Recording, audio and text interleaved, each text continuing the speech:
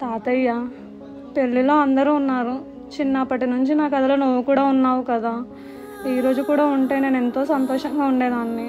నా కంటి మీద నీ చలవ ఎప్పుడూ ఉండాలి అనుకున్నా తాతయ్య. కళ్యాణ మండపంలో అందరినీ చూస్తున్నా, కానీ నిన్ను చూసి నవ్వడానికి నా మనసు కోరుతుంది. ఒక్కసారి నా పెళ్ళికి రావచ్చు కదా తాతయ్య. నిలిచింది వాస్తవమా, ఇన్నాళ్ళ గాయాలు మాయమమ్మా, అచ్చంగా ఈ రోజు నాదేనమ్మా, కన్న ప్రాణాలు ఉల్లాస తోరణమాయేనమ్మా,